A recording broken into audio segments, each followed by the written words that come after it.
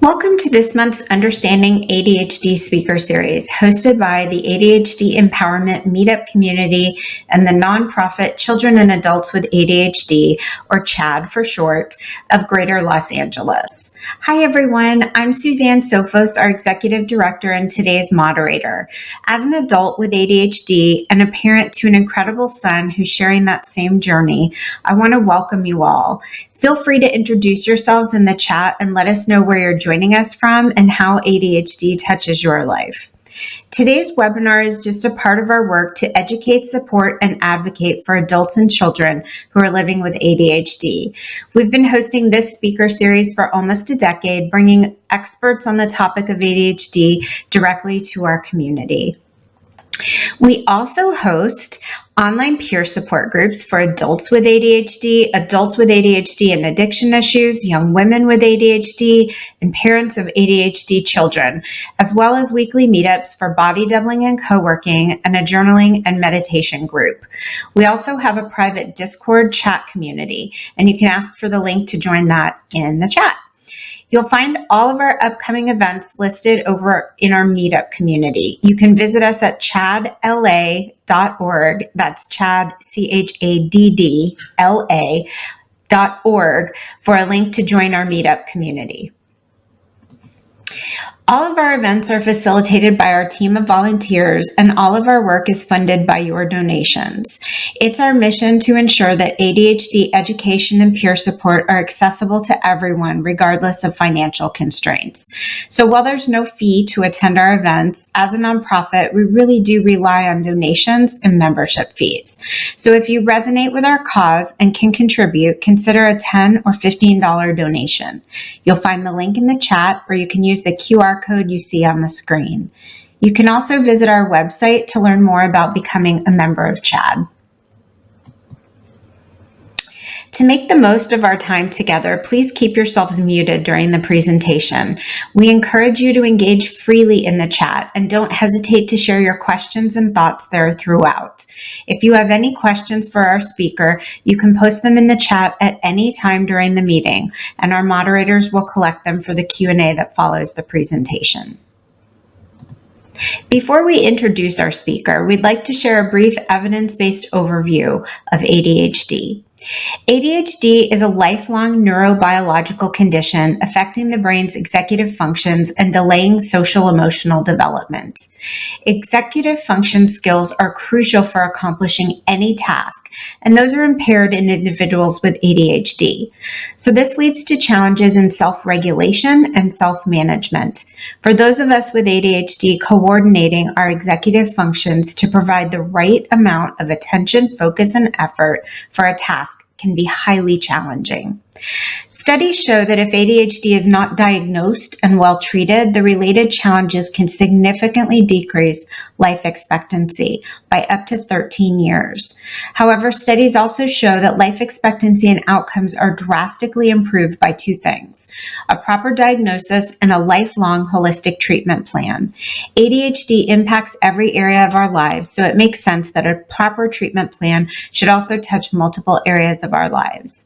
A holistic treatment plan is one that includes a combination of ADHD education, skills training, medical treatment, and peer support.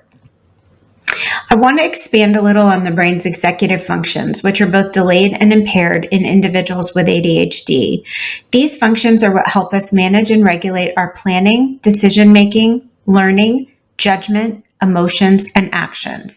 So if you're doing something, you're using your brain's executive function skills. There are several models that illustrate the brain's executive functions. This particular model that you see on the screen is based on the work of Dr. Thomas E. Brown. And you can see in all the different boxes all the different types of jobs that the brain has to manage to get things done.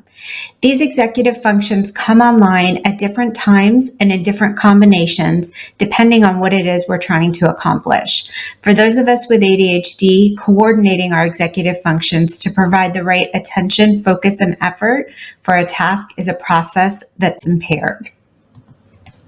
So this leads us to have trouble in many different areas of life, including those you see listed on the left of your screen. Executive function development continues until sometime between the ages of 20 and 29, at which time we top out behind our neurotypical peers. Although our executive function is impaired and delayed, it can still be strengthened and developed. You can think of these skills like a muscle. So along with medication or other treatments, receiving executive function coaching, occupational therapy, or creating systems for how you accomplish things can be key ways to strengthen your executive function skills, even long after our 20s. It's with great pleasure that I get to introduce you to our speaker today. Melanie Whetzel is a principal consultant and team lead for the Job Accommodation Network, the leading national source of expert guidance on workplace accommodation and disability employment issues. With nearly 30 years of experience in the disability field, Melanie is a highly knowledgeable and valued consultant. Today, we're so pleased to have Melanie join us to discuss ADHD in the workplace, including ADHD in the context of employment provisions of the American with Disabilities Act and considerations of disclosing our ADHD at work and ADHD work-related accommodations. If you'd like more information about Melanie or the Job Accommodation Network, you can visit AskJan, that's askjan.org. Welcome, Melanie. All right. Happy to be here. I'm happy to present a lot of information. I hope you don't feel like when we're done that you've gotten hit with a fire hose or anything, but I'm going to jump right in because I do have a lot to cover and I want to leave plenty of time for questions. So I'm calling this Steps to Successful Employment Disclosure and Workplace Accommodations. Suzanne had talked about how important disclosure was, and there were a lot of questions about that. I was a special ed teacher before I came to Jan, so I've worked in the disability field for 30 plus years. I've been at Jan for 16 years, and I've been on the cognitive neurological team that whole time. So I'm going to start in with some information. Okay. All right. With some information here about Jan. For those of you who may not be familiar with Jan and what we do, Jan was established in 1983 as a national free service. So last year, 2023, we celebrated our 40th Janiversary, and we had a good time with that. We specialize in job accommodations and the employment provisions of the ADA. We're considered accommodation specialists. We don't give legal advice, and the information that we do provide is from the EEOC when it applies to the ADA. We assist with the interactive accommodation process, and that can be at any point in that process, how to get it started, what to do if it stalls, any point. We give targeted technical assistance. We provide comprehensive resources. Sometimes people see the name job and they think that we help with employment, or they're not really sure what we do, and so they call with questions that maybe we can't help with. It's outside of our scope, but we always try to provide the resources for people to get the answers to the questions that they had, even if we can't provide that. We maintain confidentiality, and I think that's one of the most important things because it helps people to really be able to discuss, provide us with information. The more information we have about the situation, the limitations someone has, the difficulty they're having on the job, the better we can provide answers and accommodations. And I think with that guarantee of confidentiality, people feel more free to just explore their options and disclose and discuss things. We communicate via telephone, live chat, email, and social networks. And we offer live and archive training like we're doing today. All right, so our website is askjan.org. You can find a wealth of information there. It's sometimes overwhelming, and you might get in contact with us if you find you can't find what you need. We have the A to Z listing is probably going to be the most helpful, and that is broken down by disability. So you can find ADHD on there, you can find anxiety, you can find neurodiversity, you can find not all disabilities are listed, but the disabilities that we have information on are listed there. We also have information by limitation. So if you just want to go in and find accommodations for memory or accommodations for concentration or stress intolerance, you could go in and do that instead of going in under ADHD and then looking for that, or looking under anxiety. We have work-related functions, which include topics such as communication and parking and commuting, safety standards. And then we have a section on topics, and that includes a lot of things such as information on disclosure, insurance, all kind of disability topics, service animals. And then we have by accommodation. Now, it's not highly populated. We're still working on these and adding and trying to always improve on what we have. So it makes it easier for people to go in there and find what they need. But by accommodations, we have information on when you have issues with your supervisor or job restructuring, policies, reassignment. Now, we also have employers and employees practical guides. We have an individuals page that I would say, get on there and look at. We have all kinds of information. We have it organized that you can probably find what you need there and maybe not even have to contact us. We have a new section on there. It's frequently asked questions, and it goes down and answers about everything you need. We have an ADA and Rehabilitation Act library, bigger than what you need. I don't even know what's on there. A lot of things on there I've not even used. And then we have information on the interactive process, which we will talk about here. So I just wanted to start out with a definition of what reasonable accommodation is, so we're all on the same page.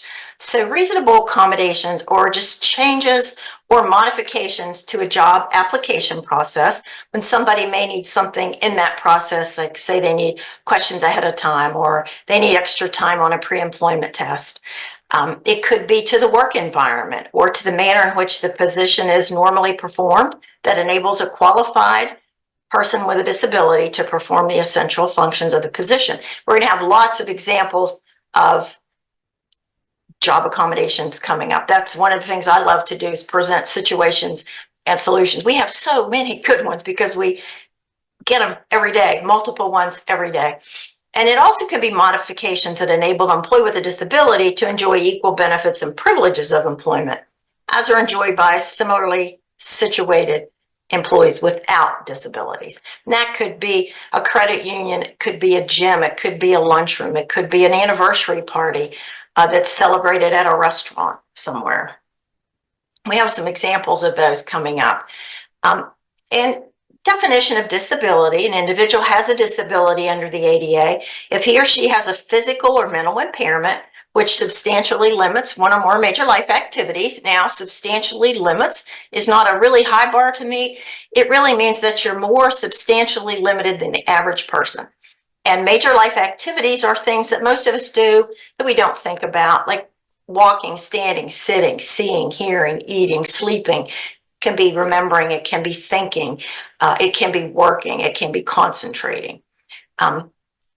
You have a disability if you have a record of such an impairment. That can be you had a diagnosis, you haven't needed anything, now you do. I usually refer to that as cancer is a really good example of that. Somebody has had cancer, gone through treatment, and now they're cancer-free, but they still need an accommodation of leave every year to go be tested, to go through the scans and everything to make sure that they're still okay. And then the third prong is being regarded as having an impairment. Now, you're not entitled to accommodations if your employer regards you as having an impairment, but they cannot do that. They can't regard you as having an impairment based on what they might see or what they might think. And that can be discriminatory if they do that. So at Jan, we talk to really anybody who contacts us. Our main goal is to talk to employers, help them understand the ADA. You think about if you can talk to an employer and really change their attitude or their policies or their processes, change their thinking about how to accommodate people, how many more people that can reach than talking to one individual. But we talk to individuals, we talk to parents of individuals, we talk to children of adults, adult children of people who are trying to get help for their parents, doctors who are trying to write medical documentation, service providers.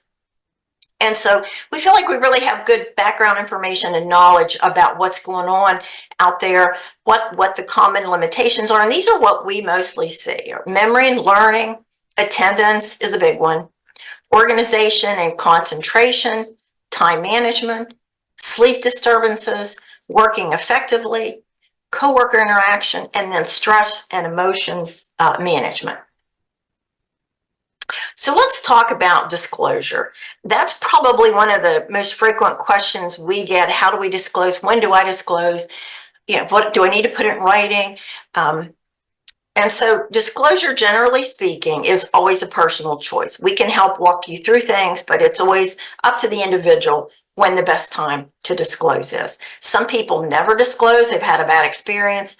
Some people don't know they can disclose and get accommodations. Some people are just hesitant. They don't want their employer to know anything about a medical condition. But if you really want to get accommodations, you may have to disclose. And generally speaking, you never have to disclose a disability until you need an accommodation. And that could be during, like I said earlier, during an application stage when you might need extra time for a pre-employment test. It could be during an interview when you feel like if you had the questions ahead of time, it would really help ease the stress that comes from being in that interview situation. It's new, it's stressful, it's with a person you don't know. Might inhibit how you think quickly and on your feet. It can be in any time during employment when you feel that a change in the workplace is needed in order to help you better perform your job. 2 days or 2 years into the job. And sometimes an employee doesn't know what they're going to need until they're actually on the job. And here's something I've found that I find very interesting. Some people know exactly what they need. They know what's worked before. They know what's going to work now. Or they're in a job for a little bit and they understand what they need and what will really help them. And then there are people who have no idea. They don't know what helped them in the past. They're not able to transfer that information over. They're not really aware of how they're doing in their job. And so they're not aware of the accommodations they need. And that's okay. That's what Jan can help too. We hear too, individuals want to be really honest and they want to disclose up front so that they can bring their whole self to work. And they say, if the employer is not going to hire me when they know I have a disability, that's okay, because it's not an employer I'd want to work with down the road if I need help and I need accommodations, and they wouldn't be willing to provide that. But there's nothing dishonest or covert in not disclosing up front, because you don't have to. It's strictly a matter of personal choice unless you need an accommodation. So again, disclosure is when you give out specific personal information about your disability or your medical condition. It's important to provide the nature of the disability. California, employers can't require the diagnosis, but they can require enough information to understand, is it an ADA disability? What are we talking about here? And really, what's more important than the nature or the actual diagnosis are the limitations or how the disability affects the capacity to learn or perform the job effectively. You can have several people that have ADHD, and they're going to have different needs in their jobs, maybe even in the same job. And so it's really important for the employer to understand what the limitations are. What are the difficulties you have? So if you say, I have ADHD, and I need help, okay, that puts the employer on alert that you're asking for an accommodation. But if you say, I have difficulty focusing and concentrating when there are a lot of background noises, so working in this open space is really challenging for me, that's going to give the employer a lot more information and help them to understand why an accommodation is needed. And then if you have ideas on accommodations that you need, that's great. If you don't, you can ask the employer, hey, do you have ideas? Can we talk about this? And you can contact Jan, of course. We have all that information online. We have lists of common accommodations in our ADHD publication. We have a publication on executive functioning that has a lot of really good ideas. And it's a good place to start if you really don't have an idea about what you might need. So there are generally 3 reasons to disclose: to ask for job accommodations, to receive benefits or privileges of employment, and then to explain an unusual circumstance. So here we have an example of requesting an accommodation. Rhonda asked for the accommodation of a flexible schedule while she adjusts to new medication. She's having difficulty sleeping and waking up and has been late 3 days in a row. She's wary of disclosing her medical condition, but she doesn't want to get into disciplinary action. So she discloses and provides the medical documentation to substantiate what she says. Since her work doesn't depend on or affect others, her employer found no hardship in flexing her hours as long as she gets her work in, her time in between the core business hours of 8 and 6. Now, for some jobs that may not work. Flexibility may not work. If you're a school teacher and you need to be there at a certain time to face students, then that flexibility may not work. Here's an example: benefits or privileges of employment. Here we have a school district that arranges to provide CPR training. This 3-hour program is optional. An employee who has difficulty focusing and retaining information wishes to take the training and requests extra time with the trainer and alternate materials. So the school district must provide the accommodations unless they create a hardship, because the CPR training is a benefit that they offer all employees, even though it's optional. And so if there's a benefit that's offered to all employees, people with disabilities are entitled to that same benefit and may need accommodations in order to access that benefit. Here's an unusual circumstance. Sometimes people are going along and everything's fine, and boom, something happens and they find they have to disclose because it's kind of awkward if they don't. In this case, an employee who had difficulty with time management skills continued to use her phone and the apps that she was accustomed to in order to help her stay on task, even when the employer policy forbids the use of cell phones on company time. And then she gets busted.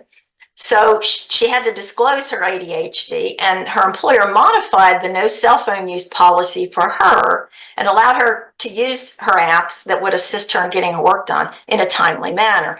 There's what's called a modified workplace policy under the ADA that says an employer can modify a policy for someone with a disability that they don't for others. So they can allow her to use her phone, not for Facebook or TikTok or anything else, but there's apps that she needs to get her work done, even if they don't do it for others. So how to disclose a disability? The individual must let the employer know that an adjustment or change at work is needed for a reason related to a medical condition. This is really important because sometimes people will say, hey, I'm having trouble getting to work on time. And they don't really spell that out. They're not very specific, and employers don't know, okay, are you up too late? Are you playing video games? Are you out running around? What's the issue here? And so if you say instead, hey, I'm having trouble getting up on time and getting to work on time because I have a medical condition, can we talk about that? That immediately puts the employer on alert. Hey, they're talking about this is going on because of a medical condition. This is going to be ADA related. Let's talk about that as an accommodation request, as a disclosure. You can use plain English. You don't have to say ADA. You don't have to use the word or phrase reasonable accommodations. You can do it verbally. There's no, under the ADA, there's no requirement to put it in writing. Now, we recommend that if your employer does not have paperwork, or if you just want to get the process started, you can put that in writing. If you want to talk about it verbally and then follow it up in writing, we always recommend that so that you have a good written record, documentation of when you ask for an accommodation, when you disclose, and what you ask for. And then the employer can't go back and say, well, not that they do, but they can't go back and say, well, we never talked about this. We had no idea this was going on. So verbally or in writing, you tell the employer, a supervisor, staff member, HR representative, or other appropriate person. Your employer will have policies in place on how that is to be done.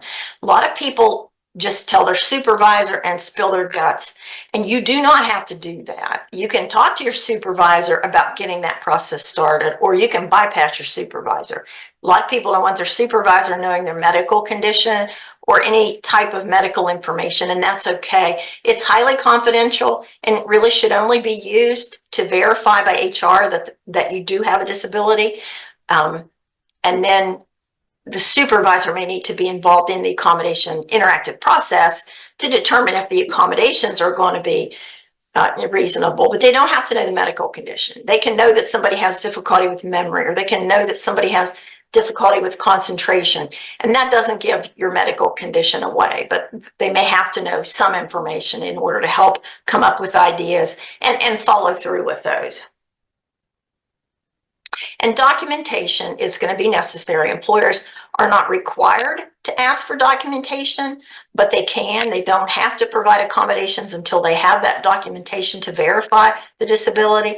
And especially when the disability is not obvious, or when the need for the accommodation is not obvious. And I think this is one of the main things for the disabilities on our team. We do mental health, brain injury, sleep disorders, ADHD, autism, things that aren't necessarily seen. And sometimes employers are surprised when somebody discloses, or let's say somebody has really great verbal skills, they have difficulty putting that in writing, and the employer's like, what's with this? You know, I talk to you and everything's great, you're great in meetings, and then you turn in a report like this, you know what's going on. And so that may be something that comes up, performance or conduct issue that will cause the person to disclose.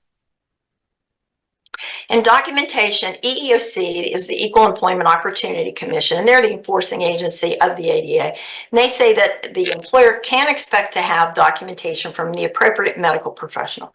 You can't just go to your medical doctor, your PCP, tomorrow at 2 o'clock and say, hey, I think I have ADA or ADHD, and they do a blood test and they diagnose that, you know, like they might for other things.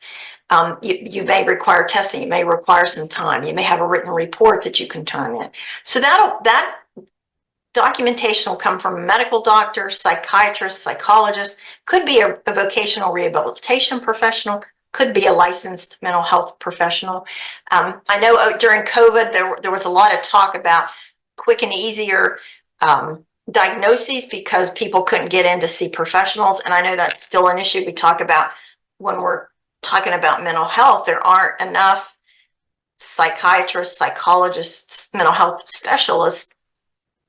I don't want to say to go around, but people can't get in to get an appointment. I have a friend that took 2 years to get her daughter in. She's on medication. She's a whole new child, but it took 2 years, and people can't wait 2 years to get an accommodation. So sometimes a medical doctor could provide documentation that says, here's what we think's going on. Here are the issues. Can you accept this until we get a more thorough evaluation done?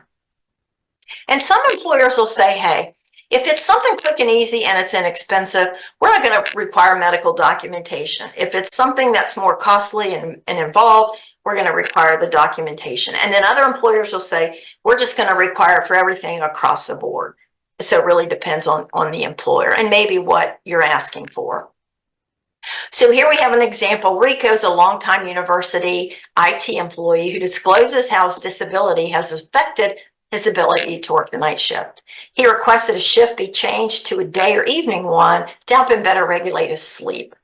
His manager's surprised because he had no performance problems or issues of any kind.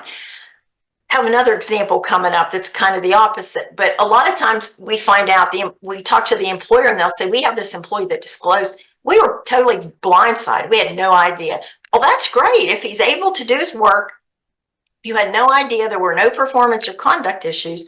Now he's saying, hey, I'm having trouble with something. And again, that can come at any time. It can be an employee who's worked there a long time and something happens that affects their ability to either manage their symptoms or something about the job has changed, and then they need accommodations. So the manager in this case asks for the medical documentation that explains why the accommodation is needed. She then reviews the IT schedules to see what can be done to assist Rico. In this situation, Allie has ADHD and high anxiety. She requests to bring her support dog to help with the upsets and stress that happen daily and tend to limit her focus at work.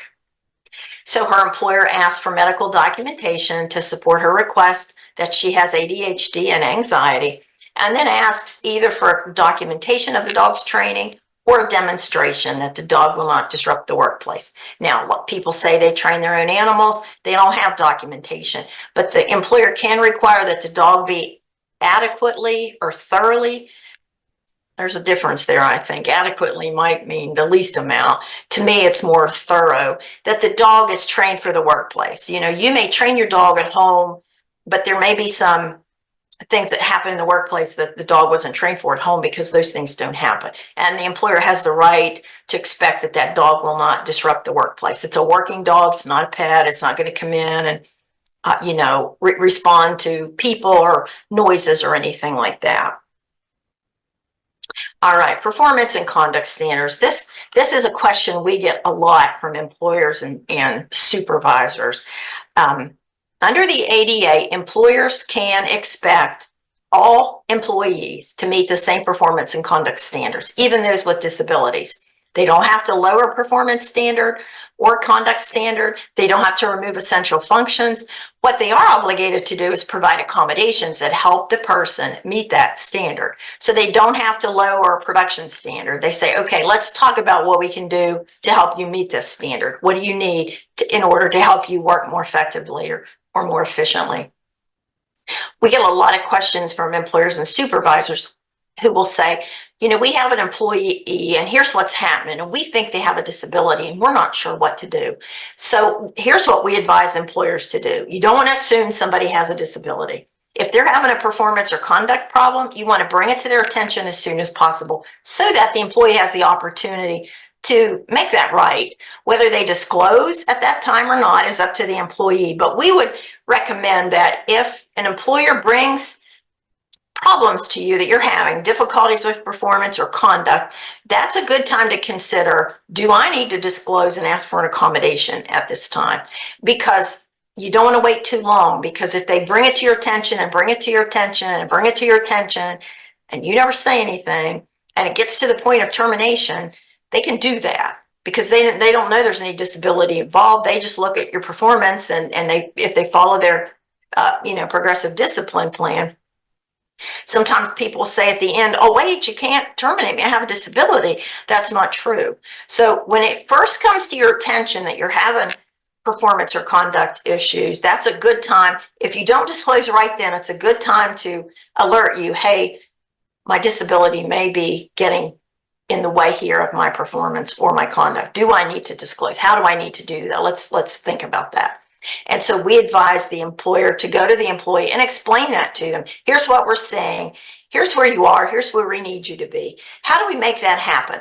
They shouldn't assume a disability, so they shouldn't ask, do you need accommodations? But they can ask, how do we help you? And that's kind of the same thing. So if your employer is saying that, you want to think about, how can they help me? What do I need to bring up that performance that they're talking about? Let's say they come and they say, you know, your reports are all due on Friday and you're not turning them until Tuesday or Wednesday. How do we help you? That's a good time to be thinking about, okay, what causes those? Why can't I get those reports done? What do I need? Do I need a template of each report so I can fill it in easier? Do I need to keep better track of the information I put in the reports? That's a good time. Or conduct, the same thing. They don't have to allow conduct, misbehavior in the workplace that they would hold anyone else to. So some people say, well, you know, I'm restless, I have ADHD, I can't control myself, it's okay. No, it may not be okay. And so that's a good time, again, to disclose and talk about that, because there may be accommodations. And once the employer knows that, then they can be a little bit more understanding too. Okay, here we have an example. A help desk employee's main job functions including troubleshooting the problems of other staff members. He was highly competent in solving problems, but became distracted with the number of people stopping by his desk for assistance, causing him to act inappropriately. So the employer came up with a new policy which allowed him to take requests for help by email instead of in person or by phone, reducing the distractions caused by interactions with his coworkers. This enabled him to keep his emotions and behavior in check. And the bonus here, and this comes up a lot, we have a lot of, over the years, I don't know how many times the same situation has come up in every kind of industry you can think of, customer service, IT. But the bonus was, before people were stopping by, he'd tell them what to do. They'd call on the phone. He might email them, he might not. But since the requests for help were coming in by email, he was sending information out by email. The employer had a record then of what the issues were, how long it took, what the solution was. And the employer was really thrilled with this. Not only did it help the employee, but now they had a record keeping system to look at what the issues really were.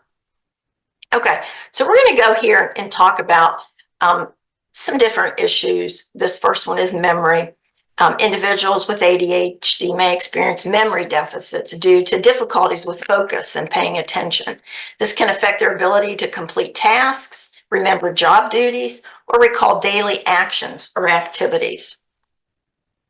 So in this example, a receptionist in a large office had difficulty remembering faces and names and keeping track of the in and out status of the various case managers on staff. So as an accommodation, a Velcro in and out board was provided with the photo and name of each manager, case manager. When entering or leaving the building, the staff members would prompt the receptionist as to their status, and he would then move the photo from the in to the out column or vice versa, allowing him to keep track of their status and better serve clients who were trying to contact them. I thought this was a really great example of how everybody kind of work together. You know, you could come in and walk by the desk and expect that the receptionist see you and know that you're here. But, you know, a receptionist, especially one that might have ADHD, can't pay attention to everything going on and may not see you come in, may not see you leave. And this way they all work together to help the clients, which was their business. In this example, Jessica is a med student who's struggling with expressing what accommodation ideas she has, as well as communicating with the employer during ADA meetings and remembering discussion points. So she requests to have a support person present with her during important meetings to help not only remembering key points, but also to assist in better understanding the process of her accommodations. Support person is not an advocate. It's not a mouthpiece. It's a person. It's like a second set of eyes and ears to go in. Might help you keep your notes, might help you keep track of points, let you know, hey, you know, you're leaving this point out here, point to something, you know, oh, yes, I did want to mention this. And then afterwards, have discussions about what just happened in there. You know, I didn't quite understand that, or I didn't quite catch that. And so that support person can be very helpful for those types of meetings. All right, concentration and focus. So individuals may experience decreased concentration, which can be attributed to auditory distractions, the things we hear, and or visual distractions, the things that we see. People with ADHD report distractions such as office traffic and employee chatter. And it's not always just chatter. It can be really wild in some workplaces from what I understand. Opening and closing of doors and other common office noises such as phones ringing, the Xerox machine, photocopying, whatever. And sometimes like a microwave ding, or somebody I remember their space was near the employee lounge and said the microwave was constantly dinging, people warming up stuff, people making tea, bing, bing, and it just was about to drive them crazy. And so here's where it's really important to identify the factors that are playing a role so that the accommodations can be geared towards each individual and their difficulties. Because everybody, well, there's a lot of commonality, but what may disrupt my concentration may in no way disrupt yours. You know, some people can really hyper-focus and be disrupted then by something that you wouldn't even think would be disruptive. And so it's really good to drill down and understand what it is in your environment that's causing the issue. There are a lot of ideas for concentration and focus that are general, but they may not be exactly what you need in your environment. So in this example, an employee with ADHD requests extended time to complete case notes, but the employer states it's unreasonable due to business operations. They only have so much time. They can't extend that time. He would be seeing less patients, and that would be a reduction in productivity. So as a solution, alternative ideas are explored, such as job restructuring to reallocate marginal functions, and then that frees up time for case notes, as well as pre-filled forms to reduce time spent in certain areas of documentation. And I always like to talk about, maybe you can get with somebody who does really well at taking notes and what you need to document, because a lot of times we find out people are including way more than they need to, and it's really bogging them down. They think, oh, it has to be really thorough, and maybe it does, but maybe you're providing more information than you need to. And that's always a good thing to find out from somebody who does a really good job, who can help you, give you pointers. That could even be a support person. It could be a mentor. In this situation, John's a teacher with ADHD who's having difficulty managing his varied tasks within the workplace. He describes feeling overstimulated and overwhelmed towards the end of each school day. So this is a really good example of what to do when you need an accommodation. John sends an email to his HR department explaining his diagnosis, how he's been able to manage in the past, and how he's having difficulty now. He includes a letter from his doctor to support his statements and asks to meet with the employer to help determine accommodations. There should be an interactive meeting. Sometimes people don't want to do that in person. Sometimes people do. Everybody in your company works remotely. That we say, well, you can sit down and talk. Well, we can't really sit down in the same room. Okay, well, you can do that by a Zoom meeting or a conference call, because it's really important to have that discussion to find out what the employee's thinking, what the employee needs, and then for the employee to talk to the employer and see what they're thinking and how they feel they can help. All right, now let's take a look at time management. So this is a big issue, and individuals experience difficulty managing time, which affects their ability to mark time as it passes incrementally by minutes or hours. Can also affect their ability to gauge the proper amount of time to set aside for certain tasks. And sometimes, even when those tasks are ones they do all the time, they can't really judge. It took me 10 minutes yesterday, it's going to take me 10 minutes today, or I'm going to have to set aside a half an hour because that's what generally it takes me. And they wait till 10 till 5 for something that takes a half an hour, 45 minutes, and they can't get it done. So it may be difficult to prepare for or remember work or activities that occur later in the week or the month or the year. There are many effective accommodations that can be put into place to help employees be more productive and manage time more efficiently. So let's dive into our examples here and see some situations that occur. This is a really good one, I think. JT didn't realize how beneficial working from home would be on her work and life balance and time management deficits until she was forced to during the pandemic. Now her employer is requiring her to return to the office. We found so many people were forced home, and they found, hey, this really works for me because I can control my environment. I'm not interrupted by all these people stopping by my desk, office chatter, whatever, heat, light, lots of different things. We did hear from some people who said, I can't do this. I have to go back to the office. I can't focus at home. I remember one example. The guy was at home. His wife was at home. His kids were at home. And they were all trying to sit at the same table to do their work. And he said, this isn't working. Can I get an accommodation to go back to the office? And we said, maybe. If everybody else is at home, you might be able to go back to the office because there's not a chance of, a lot of people there spreading COVID around. Never heard back from him, so I don't really know what happened there. Sometimes we hear back and sometimes we don't. But in this example, JT provides the medical documentation that substantiates her need for the accommodation to remain working from home with the complete approval of her supervisor. Her supervisor totally agreed that her productivity had really increased and that she just seemed, her well-being maybe just seemed a lot better. So her employer agreed to allow it for 6 months and then reevaluate it at that time. And I mentioned modified workplace policy earlier under the ADA. That can be something that employer looks at and says, we are calling everybody back, but there are people who may still need to work from home. And we can change that policy for people who need to work at home and can do their job from home. Maybe they can stay at home 100%. Now, some people weren't doing all their essential functions. They may still need to come into the office one day or half a day or whatever. But if they can do their work from home and they proved during COVID that they were successful at that and it was effective, then the employer can certainly look at providing that to the people who need it. Here we have an employee who works outside landscaping and has trouble with time management and task completion. He works for a small employer who cannot provide the direct supervision he needs. He was using his phone to assist him, but the employer felt it made him look like he was off task. There's the landscaping van with the company name on it, and the guy's standing there on his phone, and people think, well, I'm not calling them to do my work. He's busy on his phone. And actually, he was using his phone to help keep him busy or to help keep him organized. So a Jan consultant recommended a daily written list of tasks and a watch with multiple settings that's programmable to varying amounts of time. And the watch was set to either alarm or vibrate. And the tasks that needed to be completed would come up on the face of the watch. So he could set You know, if it takes 20 minutes to plant a bush and I'm planting 2, I set that for 40 minutes. And he could put his tasks on there and he could follow along with that. He was trained to set the watch for his daily tasks.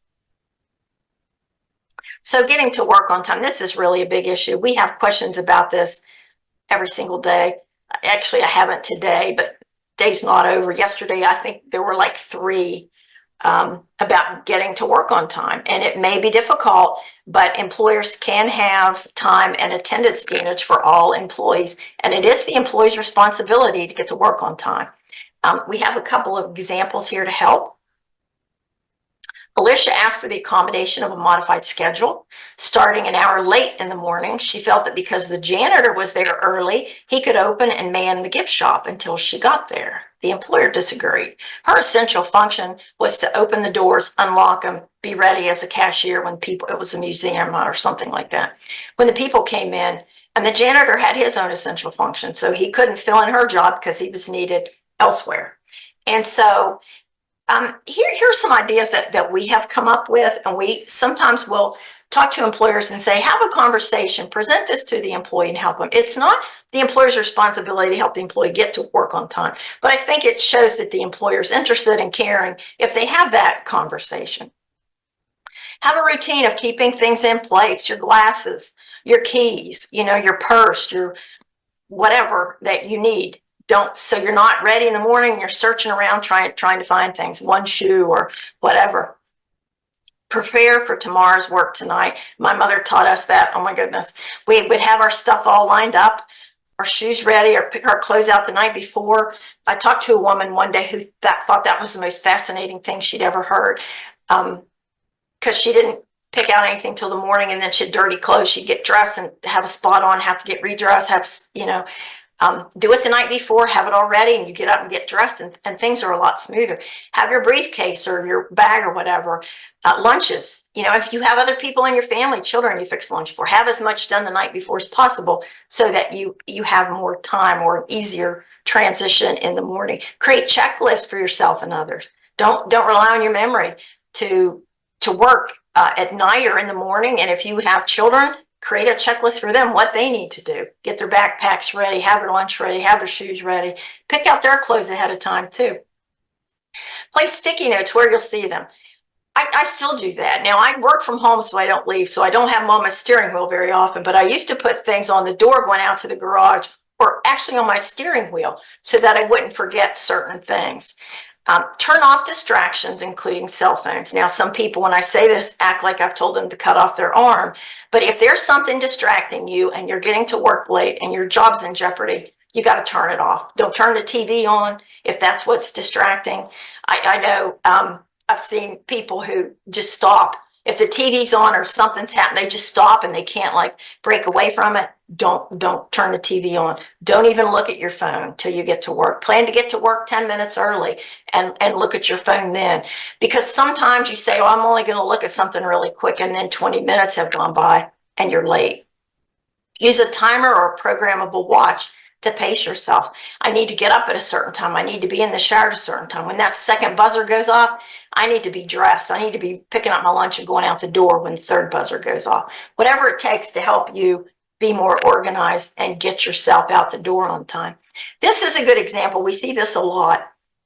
Al calls Jan extremely upset because his employer has written him up for being late. His next occurrence will result in termination. Al states that his employer knows he has ADHD because he disclosed it in the interview.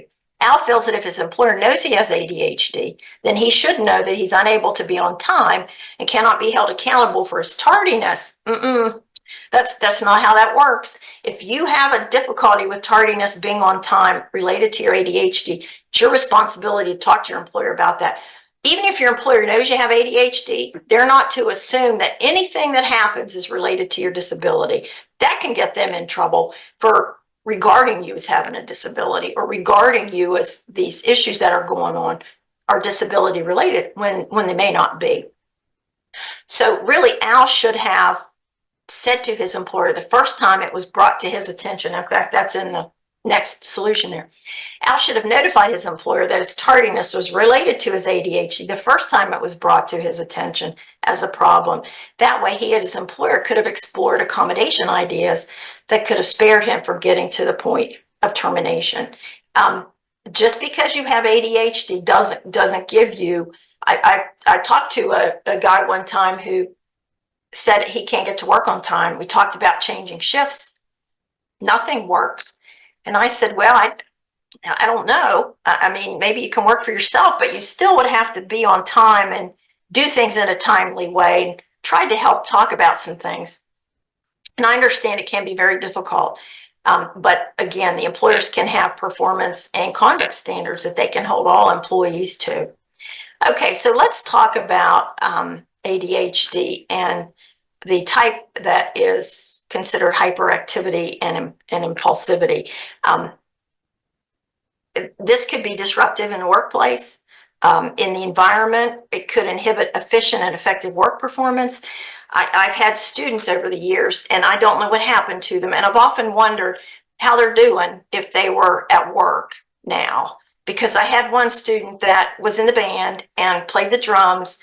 He paid attention in school. He was a great student, but he did this all the time, like he was playing the drums. And I really think it helped him focus. And I was fine with that. I don't know how that goes over in an employment situation. Depends on the job. If he's in an office by himself, if he's out in the public, but there are accommodations that can help.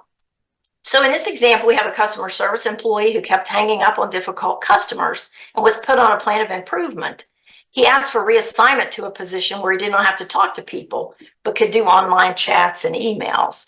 And so since there were no positions open that he was qualified for or that didn't involve talking to customers, the employer asked him what they could do to help reduce the stress and better enable him to continue to speak to callers without losing his temper. And this is a good instance to talk about what does cause the stress. Let's drill down and see. Do you need more training? Do you need a notebook of resources that are easier to find? Do you need conflict management or conflict resolution training? Do you need to work with, shadow somebody who's really good at it to kind of see how they manage that? Because if this is the job, you may be required to do that. And in this example, Ty's an employee with ADHD and an ongoing mental health condition. He becomes overloaded and stressed while he's in the field working in a disaster area. He frequently walks away from his assignment without notice. When approached by his team leader, Ty discloses and talks to his team leader about what he needs. Can't just walk away on the job. Depending on the job, it could be very crucial that your presence, is needed. So Ty's accommodated with a flexible schedule that allows him time to talk to his therapist by phone when she's available. And he goes and talks to his supervisor and says, hey, I'm having a really difficult time. Can I step away right now? And you need to have that set up ahead of time, not just step away, leave in the middle of a meeting. I see that a lot. People don't know what's going on. They get stressed. They get nervous. They think they're going to be called on. They don't know what they're going to say, and they just walk out of a meeting. And that really can look insubordinate. It can look like you're being, kind of rebellious or something. And so you really need to talk to your supervisor about that ahead of time. What can we do in this case? Can I be allowed to step away? And sometimes the supervisor can better prepare you for the meeting to know what's going to happen. And that can be an accommodation as well. So here we're going to talk a little bit about organization. And individuals may have trouble getting started, sometimes just kind of spinning your wheels and not knowing how to get started in the mornings or how to get a task started, or staying organized or staying focused on that task. And a lot of difficulty with prioritizing. We see that a lot. I've got this down and something new comes in. I don't know where to put it. I don't know if I'm supposed to do it now. I don't know if I'm supposed to wait. That can be difficult. And of course, these are important executive functions that then can have a domino effect on limiting one's time management skills, managing stress and emotions, and limiting the employee from performing at their highest capabilities. So at GN, we do like to brainstorm with people about what might be helpful in identifying what the barriers are. And so we're going to conclude here with some examples about organization. Now, I thought this was a really good example. Remy is a real estate agent who had difficulty keeping materials organized for his clients. He tried to organize the paperwork in different colored notebooks, one for each client, but was unable to keep track of them all. He had a great idea, but he had them under the seat of his under the front seat of his car, somewhere in the trunk, somewhere at home. He just couldn't keep track of them. So what Jan did was kind of just built on his existing system and said, hey, why don't we streamline that by using one large binder? Then you only have to keep track of one thing. It has color, you can see there, that's just an example, but it had colored tabs to separate and keep track of each client's specific paperwork, yet it was kept in one easily accessible location. And then a key in the front of the binder told him what color each person's paperwork was, and he could find it really easily. And think about that when you open your trunk, or you pull that out of your front seat when you go to meet a client, and you can just open your book. They're going to think, hey, this guy's really on top of things, rather than digging through your trunk and trying to get under your seat and maybe having, Coke or something spilled on it. So I thought this was a really good example. Sometimes people have really good ideas and they can't just follow through. Here's an IT consultant who's very skilled at finding solutions to problems, but he had difficulty with organization and remembering multiple tasks and information gained in meetings. And so he was given an advanced organizer to help obtain information from the meeting in a more organized and meaningful way. Now, that I call this an advanced organizer. We made them for students. We worked with students to customize them for the students. And you would want to do that for the meeting too. You might have different ones for different meetings. You would want to have as much written on there as possible so that when you get to the meeting, you don't have to fill in a lot of things. It takes a lot of executive functioning to take good notes, and there aren't very many people that can really take good notes. You have to think about what's being said, write it, listen. It's a lot. And so the more you can listen and take brief notes, the more you're going to be able to remember and stay organized. He was also permitted to record the meetings so he could go back over any information he may have missed. And then a supervisor agreed to send information about tasks and assignments through email. All right. Do we have questions? Terrific. We do have questions. We have a really good number of questions. So let me move over to where I've been collecting those and we'll get started. Let's see. Where do I want to start? Okay, the first one, some of these were submitted to you by people that registered, so they may all not be here to answer any clarifications. Okay. But they're still pretty good questions. Let's see. Our first question is, when I was hired, I disclosed my ADHD and have done really well in figuring out my own accommodations and working with my supervisor, who was okay with me often starting later and staying later than my colleagues. But they recently got promoted and my new supervisor has changed the expectations in a way that is much more challenging for me. Do I have any recourse? Yes. Does the new supervisor know that there are accommodations in place? Oftentimes, the present supervisor leaves, doesn't say anything. The new supervisor comes in, has no idea. And I've even heard some supervisors say, look, there's a new sheriff in town. We're doing things a new way. That is not the proper way for a new supervisor to come in. I'm sorry to say, but you need to be aware of accommodations that are in place and what's working. If something's working, do you need to mess with it? Is it okay for that employee to still work that adjusted schedule? Is there a problem with that schedule? If it's been working for how long, that's a good indication that it's going to continue to work. And I think that's a good argument, is to talk to HR or somebody higher up and then bring the supervisor into it so that they understand this is what's been in place, this has been very successful, and this is why this needs to continue. Is there a problem with that? Sometimes, it seems like supervisors do things according to what they want to do, but it's really important, I think, not to mess with things that are working, especially if you don't know anything about what was working and why it was in place. Absolutely. And so it seems like that would be one of the really important reasons why documenting things are so important. It's interesting, the correlation. We see that with, in schooling, children have IEPs, and often the same thing will happen where a new teacher comes in and they're not given the IEP. And so I like your suggestion of, assuming the best at first. Let's make sure that they have all of the documentation and they understand the situation. So terrific. Thank you for that, Melanie. Sure. Let's see. Our next question is from Eric. When I'm providing documentation, do I need to allow the employer to make copies of medical documents or just have the opportunity to see it? Oh, that's a good question. They might want to have copies to keep in their folders. Now, if they do that, those folders are supposed to be kept in a locked cabinet separate from any other HR stuff, and it may be all done digitally now. I'm not sure how many are doing digital, how many are doing actual paper, but it's supposed to be separate so that like an HR clerk can't get in there and see that. Nobody is supposed to know that, so it doesn't affect so first of all, it's confidential. Nobody's supposed to know that, and it shouldn't be in a folder where it could affect a performance review or anything like that. That information shouldn't be included. So if there is information on a report that you don't want your employer to see, and oftentimes there is, if you have a long ed psych report, might have test scores, might have all this stuff that means nothing to the employer, you can kind of black that out and present a copy of your own to the employer so that you know what information is in that folder and what's not in there.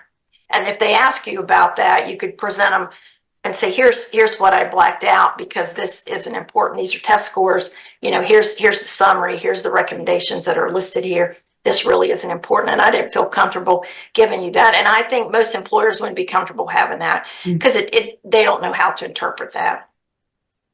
Thank you. So these two questions are kind of similar. They're about disclosing during applying for jobs. In practice, if people ask for accommodations during the job application process, such as extra time for a case study or getting the questions in advance, have you seen that the employer in most cases will not proceed with the candidate? I feel so dishonest going through the job application process without disclosing if I'm going to need accommodations once I'm on the job. And then another person asks, which I think this is pretty similar, many job applications are now asking for disclosure at the time of the application. Are there any benefits to disclosing at this time or saying prefer not to answer? So it's really, what are your insights in people disclosing during the pre-hiring process? And again, that goes back to personal, and like the first person there said, I feel dishonest about it. And that may be something you want to talk about. And if you do, and you don't need any accommodations during the hiring process, you can wait until you get a conditional offer of employment and disclose then, because it is harder for an employer to withdraw that offer than it is not to hire you. That you never know if you were the most qualified, least qualified. You don't know anything. But once they offer that conditional offer of employment, then it's harder for them to get out of that because you disclose a disability and they're thinking, oh, hey, we don't want that. But if you do disclose, I think it's important to concentrate on what you can do, what you're able to do, how you do work, how you've been successful, and make it as positive as possible. I talked to a person yesterday who had needed to go into the office 2 days a week. That was part of the job. And she could not do that. And she took the job, and she's now debating, how do I handle this? And I think it kind of is dishonest if there are certain parts of the job that you're going to need accommodations for. Like sometimes a person will take a job where they have to work nights and they can't. Well, don't tell the employer, yeah, I can work nights, and then that first day say I can't work nights, because that is not fair to the employer if you cannot work nights. And it's not as easy to say, well, hey, we'll just put you in a day shift, because they don't have to do that. That's kind of like a reassignment, and they don't have to do that. If the opening was night shift, and if you can't work nights, then you're not qualified for that. And so that would be something to bring up. If there are specific examples, like you have to be in the office 2 days a week, you cannot do that. then you want to bring that up and talk about that, because you don't want to get in a situation where it's not going to work out. That would be worse than not being hired in the first place, I would think. We hear from people who say that they disclosed and they weren't hired, and we don't know if that was they weren't the most qualified, because you don't have to hire somebody with a disability if they're not the most qualified. And it's really not legal, and I'm not an attorney, and we don't give legal advice, but it's not legal for an employer to ask that on a job application. They can't ask any questions that lead a person to feel they have to disclose a disability in the application hiring process. Some employers will ask that because there are targeted disabilities that they're trying to find out because they want to hire. Mental health right now, autism spectrum. Those are, I don't know if ADHD, I don't know, but those are some targeted disabilities that employers are trying to hire. And so, but that's a different thing than just a question, do you have a disability or not? And it should say on there why they're asking for that information. And if you prefer not to give that information, that's probably the best thing to do, because if you don't want to disclose, you don't want to say, I don't have a disability, and then 3 weeks, 3 months, whatever later, disclose a disability and ask for accommodations, because they could go back and say, well, you said you didn't have one, were you dishonest on the application? So you don't want to say you don't have one if you do, because you may need to disclose that later. That's a tricky thing. You might want to report that to the EEOC, because really they're not supposed to have that on a job application, so that they don't know that information when they're making decisions. That's really good to know. Thank you. Let's see. Jason asks, I know I need help taking notes and I want to use something like an AI note-taking app. If it requires a subscription or it costs money, is that something that my company needs to pay for? Yes. Your employer is responsible for paying for the accommodations, and they look at that as, that's what the reasonable is. Is it going to create a hardship, financial hardship? Now, EEOC usually defines that as a significant amount of money, and it depends on the size of the employer. A bigger employer can provide a lot more financial resources for accommodations than like a little mom and pop grocery store might be able to. And sometimes an employer will determine it's too expensive, we'll pay for it for half the year. The employee pays for it for half the year. They say, well, let's do it on a temporary or a trial basis. We recommend that a lot. Jan, we really believe in trial accommodations, because they can really help the employer see, oh my gosh, this really worked. Yes, we'll be happy to provide this. Or if you knew it worked before, be sure to include that information. This really worked for me before, and I know it can work for me now. But if they provide something on a temporary basis that they have to pay for, or even if they don't, sometimes it's a service animal or a support animal, sometimes it's telework, and they see it works, they're more likely to provide that on a more long-term basis, because they see that it's effective or successful. And a lot of, and I don't know what what Jason's talking about specifically, but a lot of those subscriptions you might be able to get. Sometimes it's free for a month. Sometimes you can get it for month by month. You don't have to get a year subscription at first. So you can try that to see how well it works. That's great. Thank you. I think it's interesting too. I've heard recently that in some companies, and these are the more, I guess they're the more neurodiverse friendly, that companies are actually looking at the accommodations that people that are neurodiverse are using, and it actually improves productivity and the working experience for even neurotypical employees, such as like taking notes and using note-taking apps. So it's interesting. Sometimes when we go to the front lines to advocate for ourselves, we end up benefiting everybody in the office. Yep. Okay, let's see. Okay, here's another one about accommodations. Is it a reasonable accommodation for me to ask to be moved to a quieter location? I feel like I would be more productive in an office, but at my company, only directors get offices. Is this something that I can ask for?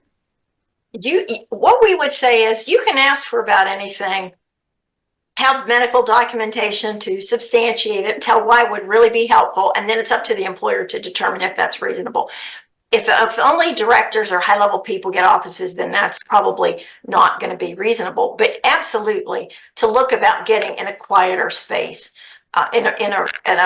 sometimes people will work like in a conference room so many hours a day, have partitions put up, work someplace, especially in these open environments. Now, there's so many companies that went to this open environment, and I was talking to an employer here several weeks ago that said that this didn't work for us. I said, no, it didn't work for a lot of people because it doesn't work for individuals. It's like sitting in a fishbowl, and then if you have any difficulty with concentration, you're hearing everything.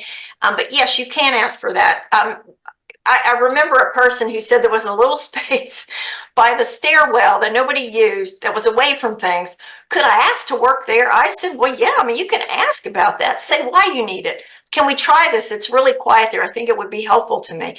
And, you know, employers aren't supposed to like move people to areas where they're like isolated or anything. But if that's what works for the employee, it might be helpful. Sometimes people say there's another floor where there's only 6 people working and my floor is 25. Could I work there? Maybe so. You know, now that people communicate by phone and text and email and everything else, do you have to be right beside the people you work with? So I would say absolutely. Be thinking about what would work. What's the next best thing to have in your office? Is it a space that is a little more isolated with a partition? Sometimes they can put up a partition or, you know, put up some soundproofing things, move you to another location where there's a lot less noise. That's great. Thank you. Let's see. This is another question about accommodations. Suppose a manager asks everyone to turn on their cameras during a team Zoom meeting, thus setting a group norm. Is it reasonable to ask that the employer ask the manager not to set that norm? Just getting permission to keep a personal camera off subjects employees to embarrassment. And I know we see that we run support groups for individuals with ADHD, and we often have people that are far more comfortable contributing to the conversation when their cameras are off. Mm-hmm. So I understand that can be something that people might want to request. Yes, I think absolutely. And I think the main thing about requesting an accommodation is making sure that the supervisor, employer, whoever knows why you're requesting that, what the reason is and how it will be helpful to you. We do get that a lot because now there's so many meetings on Zoom and other platforms. And some people say that they position their camera where they're not only partially seen, so they're not looking at it. And I've heard employers say, well, how do we know somebody's really there? Well, I think that's a matter of trust. I mean, if you're trusting a person to work from home, how do you know they're really there? You know what I mean? So I don't think it's always an issue of trust. Like, oh, if they have to we have to see them or otherwise we don't know they're there. You know, if you normally contribute by talking, answering questions. Yeah, I think definitely, as long as you make a good case for why it's difficult for you and how much helpful it would be if you didn't have to do that. And there may be others who, like you said before, certain things put in place and benefits a lot of others that just were afraid to ask or didn't know they could ask. Yep, absolutely. Okay, here's one. In a scenario where a person has ADHD and is working with a medical professional to test out the right medications, for that time period, could an employee ask for an accommodation to work remotely? And if that accommodation is denied, is there any recourse or action that the person can take?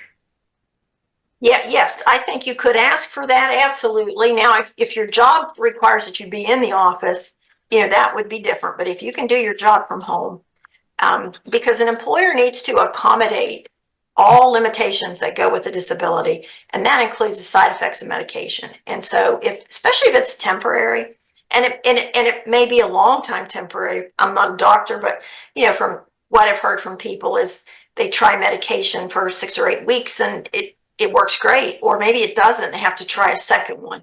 And so what may have been temporary for 6 to 8 weeks may stretch out, and then that accommodation could be extended as long as the employer knows what's going on.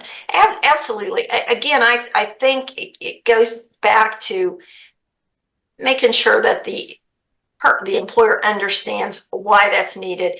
Why, is it going to be difficult for you to travel? Why is it going to be beneficial for you to work at home? And can we try it for a couple weeks? Can I show you if you haven't worked from home? If you have worked from home and it's been effective, then that's a good 3 years of COVID is a really good trial period. If you haven't, say, can we try it for 2 weeks and let me show you how effective this would be for me? And here's why. If they say no, then you have to, if they absolutely say no, then you go back to alternate ideas. What other things can help? Would a flexible schedule help? What's the reason that you needed to work from home? What are the side effects of the medication? What do you need in order to deal with those side effects? Great, thank you. This one's from Ingrid.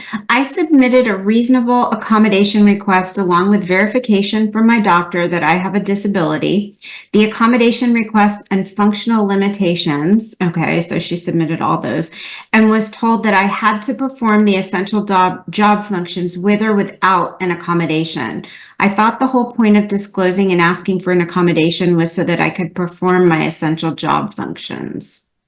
Right. And because you can't perform them without an accommodation, you're asking to perform them with an accommodation. Yeah, I'm not sure. It sounds like some wires got crossed there. Now, like I said, they don't have to reduce performance or production standards. They don't have to remove essential functions.